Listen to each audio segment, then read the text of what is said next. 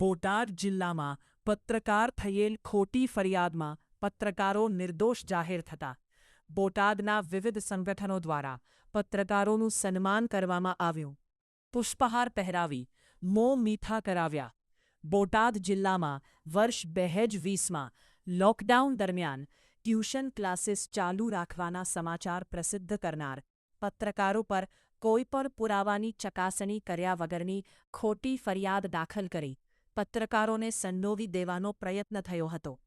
આ ફરિયાદ અનુસંધાને બોટાદ ન્યાય કોર્ટમાં કેસ ચાલી જતા ધર્મેન્દ્રભાઈ લાઠીકરા, પ્રવીણભાઈ મુંજપરા, રાજન રંગતરિયા ઉર્ફે ફાણો આ તમામ 3 પત્રકારો નિર્દોષ જાહેર થયા હતા. ત્યારે બોટાદ જિલ્લાના વિવિધ સંગઠનો દ્વારા પત્રકારોને પુષ્પહાર પહેરાવી મોં મીઠા કરાવી સન્માનિત કરાયા હતા. ધર્મેન્દ્રભાઈ લાઠીકરા, બોટાદના પત્રકાર. આજે નામદાર કોર્ટ દ્વારા તમને નિર્દોષ છોડવામાં આવ્યા છે અને લોકો સન્માન કરી રહ્યા છે. 2020ની અંદર 3 પત્રકારો ઉપર ખોટી ફરિયાદ દાખલ કરવામાં આવી હતી. રાગદ્વેષ રાખી અને ખોટી ફરિયાદમાં 3 પત્રકારોને ફસાવી દેવાનો પ્રયત્ન થયો હતો. ત્યારે નામદાર કોર્ટમાં આ સમગ્ર કેસ ચાલી જતા ન્યાયપાલિકા પર અમને વિશ્વાસ હતો. સમગ્ર કેસની છણાવટ કરી અને સત્યતા બહાર લાવવામાં આવી છે.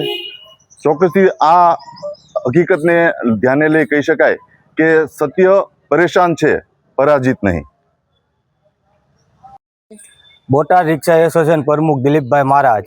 આજે પત્રકારો કઈ નિર્દોષ રીતા છે એનું તમે સન્માન કર્યું, શું હકીકત છે અને કેવી રીતે?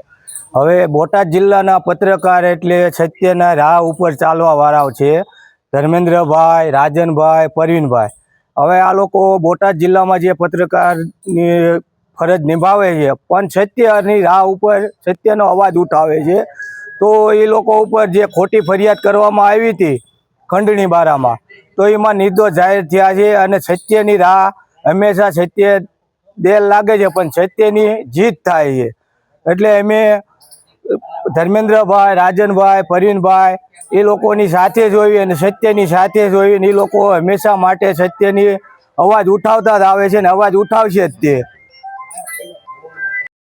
મારું નામ મંજીભાઈ સોલંકી, રાષ્ટ્રીય પંચાયત એકતામાં રાષ્ટ્રીય અધ્યક્ષ.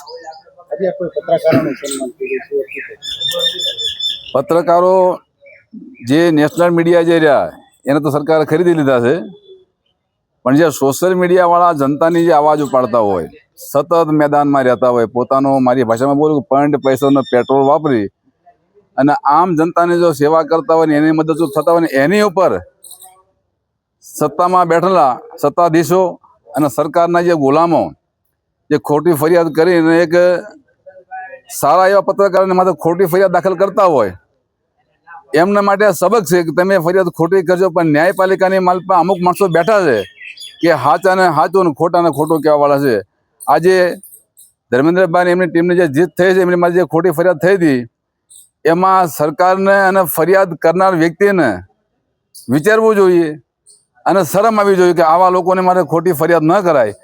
હું આજે મીડિયાના માધ્યમથી સરકારને પણ કહેવા માગું છું, જે ફરિયાદ લેતા ખોટી એવા અધિકારીને પણ ચેતવું છું, ખોટી ફરિયાદ કરશો તો તમારે પાછા પગલાં ભરવા પડશે.